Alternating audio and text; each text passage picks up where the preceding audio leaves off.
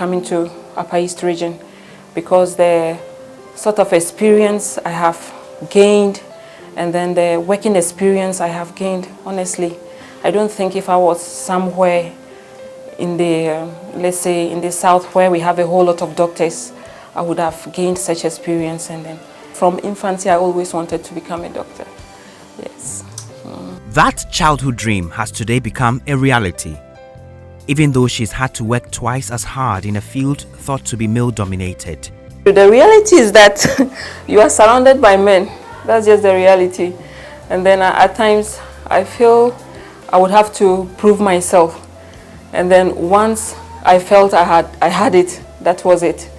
But then I also realized that what I actually do is that I try to kill them with competence. Dr. Gillian Boogie is a pediatrician in charge of a neonatal intensive care unit of the Bolgatanga Regional Hospital, one of very few specialists in this field in the region. For 8 years, she has been offering care to newborns at the neonatal intensive care unit. Basically, what I do is to take care of babies that were born and were not able to breathe, and then preterm babies, and then basically babies that were born and were not doing very well. Okay, you are in. D, you are in.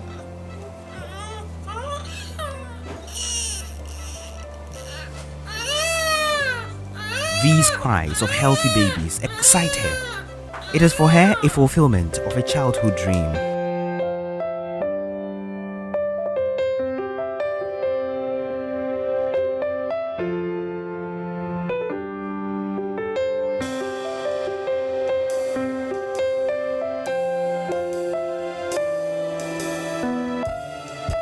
How many babies do we have today? How many babies? 9.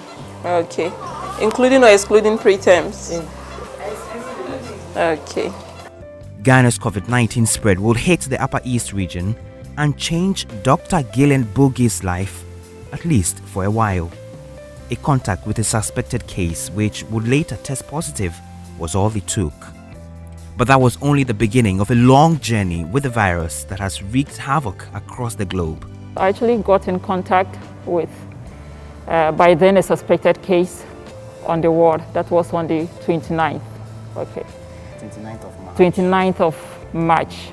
Yes, 29th of March 2020. So on the 30th, I was very fine, going about my normal duties. Then on the 31st, I woke up with severe bodily pains, and then I felt very feverish, and then I had chills as well. So I was thinking it was just this usual bodily pains you would at times wake up with. But then it continued to the evening, later part of the evening. I still felt I felt very, very feverish. But then I didn't have any thermometer on me to check my temperature. Test results of the earlier suspected case had come, and it was positive. Dr. Boogie's condition too, as she tells me, would get worse. One way or the other, I just felt I felt I should isolate myself. So even at home, my sister I live with would not even be allowed to come inside. And then I had a mask for her to put on each time she was even getting closer to my door. And then whoever wanted to come visit me, I would tell the person to stay away because I wasn't well. So when we went to the sample collection area, actually, I was kind of like sitting separately, very far away from the other staffs, and they were all wondering, and they were like, Boogie, everything was going to be fine, and then all that. So our samples was taken. Then I headed home. I went home. Now, that was on the 5th, our samples were taken. So on the 6th, I still continued to have these signs and symptoms. But that's not all. Her throat was sore. She was breathless. She had a severe cough which worsened each passing minute.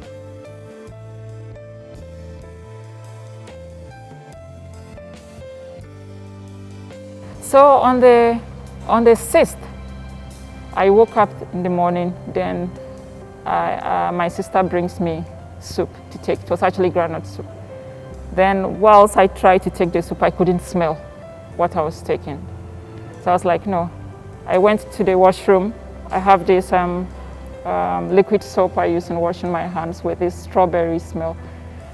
I tried washing my hands with it, trying to smell, and I couldn't smell anything. That was where I became a bit alarmed. So I went inside, took my perfumes, took my body splash, tried to smell, and I couldn't smell anything. And then just then, the call comes in again. It was my boss, Dr. Piakubi, calling to find out how I was doing and if we've had anything concerning the results, if the results were in. So I tell him, the cough is still there. For the cough, I needed not to tell him that I was still coughing because he could actually, the more I talk, the more I cough. And then I said, boss, I can't smell anything.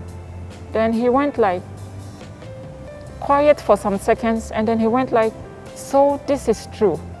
But here is a strange part. Her initial result was negative. On the 6th, I lost my smell. So on the 7th, on the 8th, and then on the 9th, I still had those signs and then symptoms. So what I did was, when I spoke to Dr. Piakubi, Dr. Titus, and then Dr. Amma Edwin also contacted me. That was on the 5th to see how I was doing, and then she told me to stay positive and then just to be calm and then wait for the results to be out. So I was actually basically on antibiotics, on vitamin C, and then zinc tablets, azithromycin, and then I was doing steam inhalation. I was advised to do steam inhalation. I was taking more water, and then... Sorry, not to cut you, but the steam inhalation, how long did you do that for? I did the steam inhalation immediately. I started the steam inhalation on the 3rd, when the results came, and then the results of the suspected victim came and it was positive. Yes, that was when I started the steam inhalation. So I would do it morning and then evening. But along the line, a friend told me, Stashila told me that I should be doing it every 2 hours. It was a bit difficult actually, but I did it morning, afternoon, and then evening. It was just this nip tree. I would just boil and then cover myself with a blanket, and then so that was what I was doing basically, and I was still in the house. All that, however, changed after health authorities took a decision, life-saving it proved, to airlift her to Accra for advanced care. Dr. Anthony Siasari also made me understand that I should get ready and that I'll be airlifted to Accra. At that moment, what ran through your mind when you were told that you should get ready to be airlifted? Okay, I felt a bit relieved, honestly, to be honest with you. I was a bit, because it was like everything is in my head, everything. But I know when you face situations like this, the tendency of you trying to like assume that you are having this, you are having that, the tendency was very high. But here was the case that I wasn't thinking it. The symptoms were manifesting.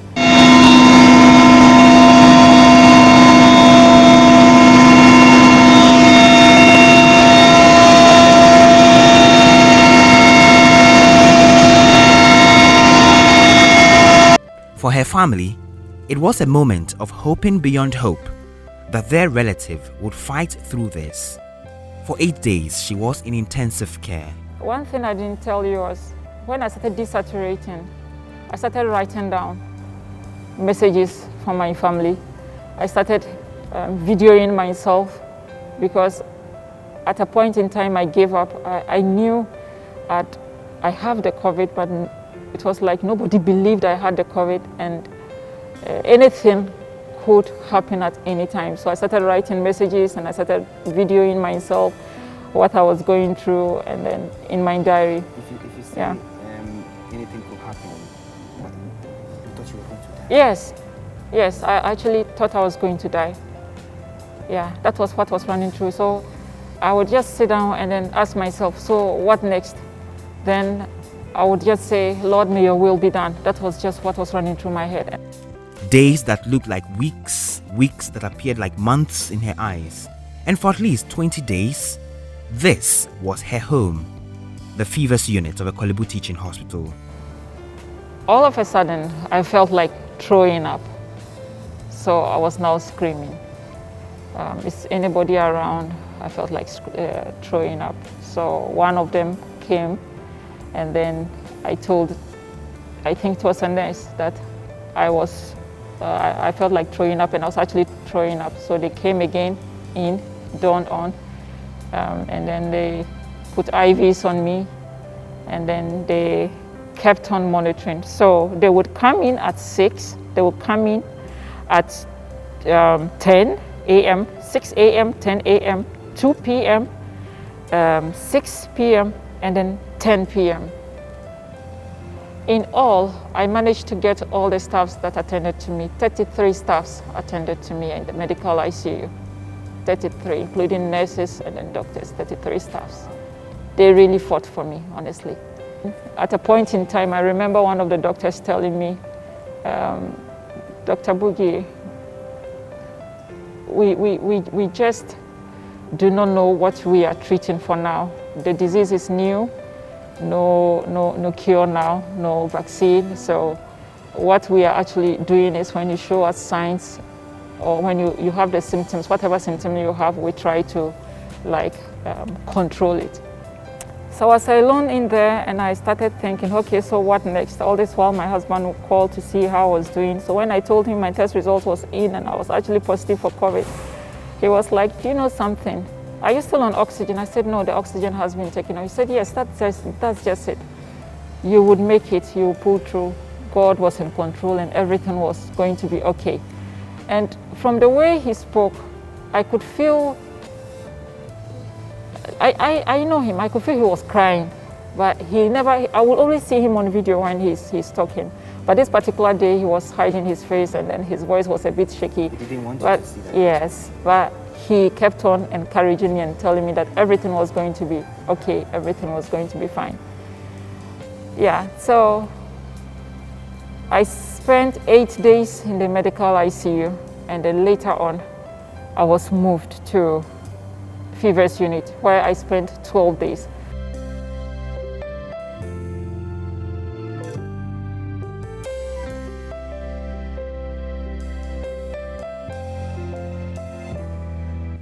Dr. Ama Edwin is a senior specialist, bioethics and palliative care at the University of Ghana Medical Center.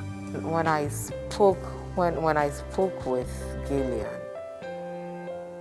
despite the fact that she couldn't complete a sentence without a racking cough, it was encouraging talking to her. So initially, the very first call, I was like, okay. Then over time, the symptoms got worse, and it got to a time I said, Gillian, I can't even talk with you, so can we do tests? Because it was quite distressing for me. I don't think, yes, I've dealt with people who've had it, but seeing her or talking to her, knowing that she's that sick and I'm supposed to support her, and I was so far away, and the only thing that we had was talk, and that was also not a reasonable thing to do because of what she was going through was tough. And then as she got worse and plans were being put in place to bring her, and we're not sure whether it was going to be successful, I mean, it got distressing. I remember telling a friend that now that she's recovered, I can say this, but there were times I would be, after talking to her, I was like, God, what's happening? And I'm attempting to pray, and I've spent the time crying. It's like, God, we cannot lose her. We cannot lose her, especially when we lost a senior colleague and father figure to many. And I was like, we cannot lose another colleague, you know. Dr. Edwin has seen Dr. Boogie go through this journey. It was scary.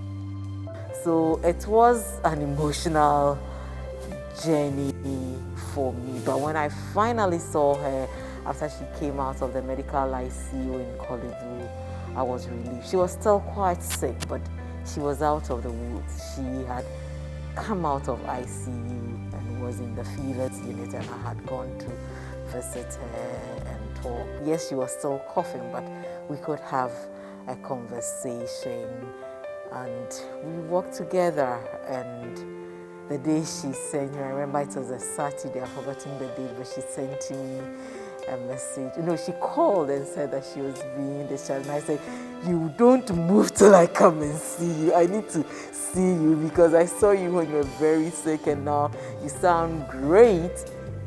Prior to that, a friend who I had got also asked to engage with because she had also been through COVID was chatting with her and she had told me that, oh, Gillian is in high spirits, but I needed to see her myself. And when I saw her on that Saturday, I was so happy. I was like, God, you've been good. God, you've been good, because it really, really was tough. Dr. Gillian Boogie and her other COVID mates in care would receive some good news. So at Fevers unit, my sample was retaken again. And hopefully, I was just praying that it comes out negative, which it did. So the first negative after the first test I took after the positive came out negative. I was like, okay, so my fingers were crossed. And then the second sample was taken again. And we were again waiting. And this time around, the results come out again and it is negative. And at the Fevers unit also, I would say we were treated like queens and kings there, yes. I was at Peace Ward. Yeah, I know about the yes. interesting Yeah. And I actually felt at peace in the Peace Ward, yes. I actually felt at Peace Ward, yes. But then they tried all they could. At a point in time, there was Ludo around and then they would play. I remember the day the second results came and it was negative. One of them would dance and even made a video. And it was so wonderful. It was so wonderful. So for me, I was just alone into myself, not because they were trying to but because I felt there was a whole lot going through my mind, and then the fact that I was pulling through gradually was something that also, like, I was very grateful, and at times I would just sit down and then have flashback of all these things, and then I would say, indeed, God is really wonderful. So at the medical ICU, just like you said, and at the Fevers unit also, once a while they would call me, my senior colleagues would call me to find out how I was doing. Dr. Edwin is now relieved. And I remember one time when I'd gone to visit her, just before I left, I felt that I should pray with her. So I said, Gillian, do you mind if we share a word of prayer together? And she said, no. So we prayed, and after that, I was like, okay, yes, I've been praying with her, I've been talking with her, but this one, I presented her to the Father before me. It did a lot of good for me personally, because then I was like, okay, Lord, this is what we are doing. He's out of this place, but we need her to recover, because lots of people were looking forward to her recovery. Lots of prayers were being supported, but we also human. There was also a lot of fear and uncertainty, even after she had come out of ICU, because if there's anything we've learned about this disease is that it's still evolving. We've had people who we thought were great were thinking of coming out of ICU, and the next thing you know, they've died. So yeah, it was some journey, but I'm glad it's over. Apart from the care she received at the medical facility, this lifted her spirit. The most interesting thing I experienced during my recovery was the fact that most of the mothers whose kids passed through the newborn care unit, I don't know, one way or the other, they got to know that Dr. Boogie was not around and was sick and was actually having this condition. So they would call. When I don't pick, they would send me messages, and some of them went a step further by recording some of the babies trying to crawl, especially the preterm babies who went through kangaroo and were making it now, trying to crawl. They would take a video and then send to me. And some of them also trying to talk, trying to tell me that, Dr. Boogie, I love you, but it wasn't that clear. Yeah, so seeing such videos really gave me, yes, some sort of I don't know, I really felt like I should really, pull through. And together with the help of psychologists, she managed to pull through. She misses work.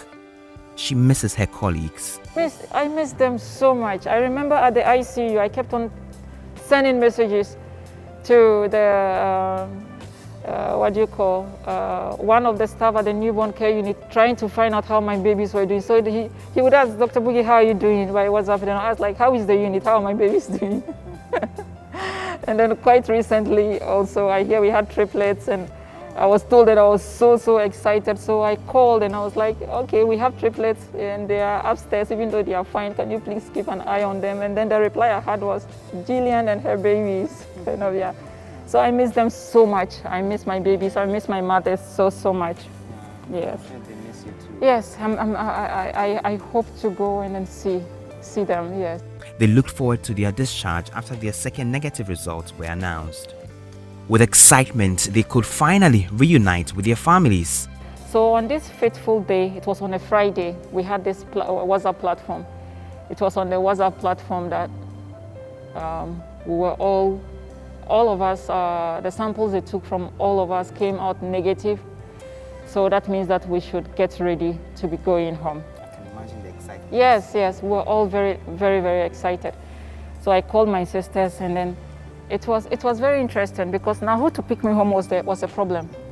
My junior sister wanted to pick me home. My other senior sister wanted to pick me home. Everybody wanted to pick me home. But at the end of the day, none of them had a chance to pick me home because Kolebu took me home. Okay. Yeah. So we were all very happy. I sent a message to my mom that I had tested negative twice, and I was very happy. Then I sent the messages also to my sisters to tell them that I was negative twice, so I was actually getting ready to go home, and they were all very excited. So on that Saturday, the staff came. It was actually a surprise. So they came in, we were getting our things ready to go home. They asked us to pack our things, and then they wanted to know where each and everyone lived, and if no one was coming to pick you, they would know how best to escort you home. So whilst we were doing that, they came, and then they said they wanted to see all of us outside. So we all came outside. And then again, they gave us lectures. This time we knew we were negative and we were going home, so we knew it was kind of like a farewell get-together we were having. So a doctor spoke, I've forgotten her name, but she was a female doctor. She spoke, then after that the dietitian spoke as to how to take care of our diet when we go home. Then the clinical psychologist spoke, then the pharmacist spoke, the various category of people who were all involved in managing us at the unit spoke and then gave us words of advice. And they also made us tell them what we think they were doing, that if they could improve upon it and then stuff like that. So they wanted our opinions and then everything. And then later on, they brought a champagne. They popped champagne for all of us. And then we sang, we danced, we jumped, we did everything. But all this, we were all keeping social distancing, and then we're all in masks and then all. So later on, they actually came and gave us presents. Yes, so all of us had presents. We were heroes, we were warriors, we had won the fight and then everything, yes. So they gave us,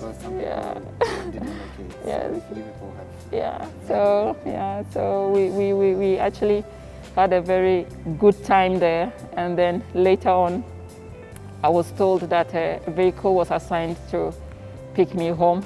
So I actually called my sisters to tell them that it was fine.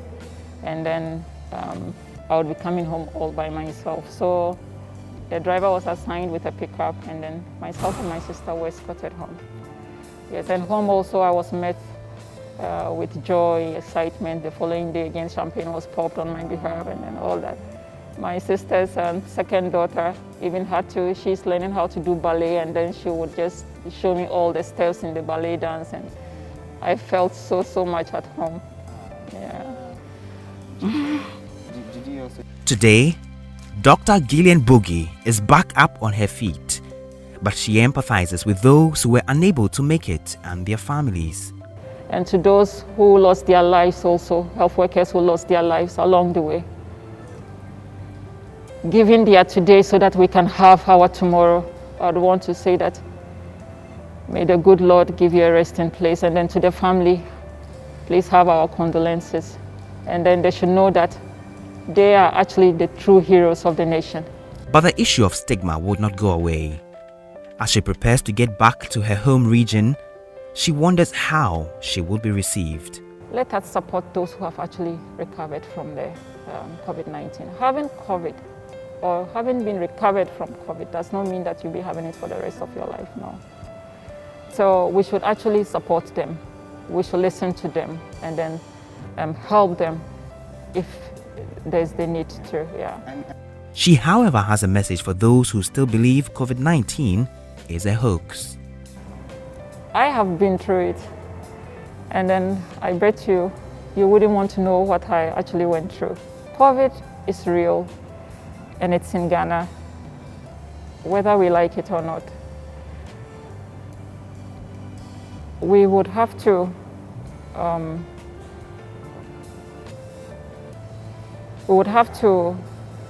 still keep our social distancing, that is one. Still continue to do our hand washing. And then, because what I actually went through, like I said earlier, I wouldn't even wish it for my worst enemy. You at times feel like you are drowning. Yes.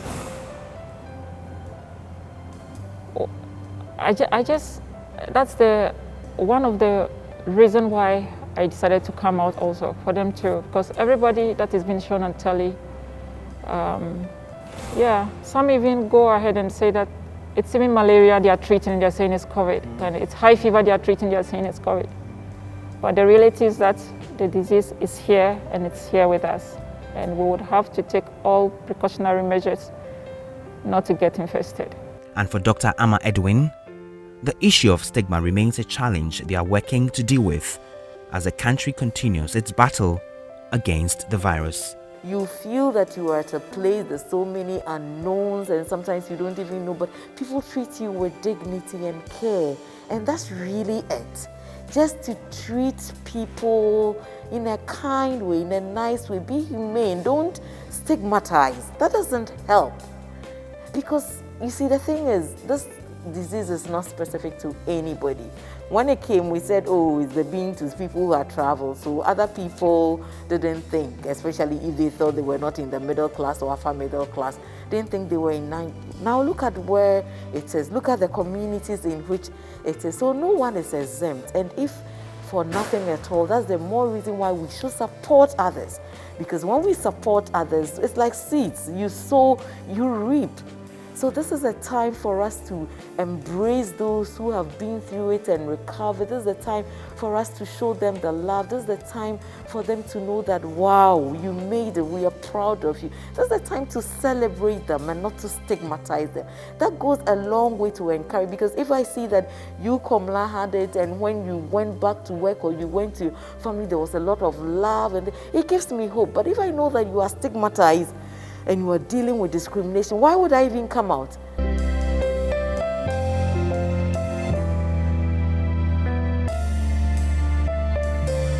I took an oath to provide quality health service to mankind, and I want to assure everybody that contracting this disease and recovering from it will not in any way prevent me from discharging my duties in the Upper East Regional Hospital. I want them to understand that history is going to remember this war we are fighting. A war that was fought by health workers and not soldiers. A war that we fought with soap and running water and not guns. A war we fought by keeping social distance and not contact. I want to say a very big thank you to the presidency, to the First Lady, to the Vice President, Dr. Antonin Siasari, Minister of Defense, Ghana Armed Forces, Ghana Ambulance Service. I would also want to thank the following individuals: Dr. Peter Bafo, Dr. Aduma Foko, Dr. Sego Moses, Dr. Priscilla Wobel, Dr. Nana Rekubrobe, Dr. Edith, Dr. Ankama Kolebo, Medical ICU, and then all the doctors and staffs of the Fevers unit, all the staffs at the regional, the Upper East Regional Hospital administration, the regional medical director of the Upper East region, Dr. Abdulrazak Dokrugu, who actually was part in managing me before I was moved from the region to Accra.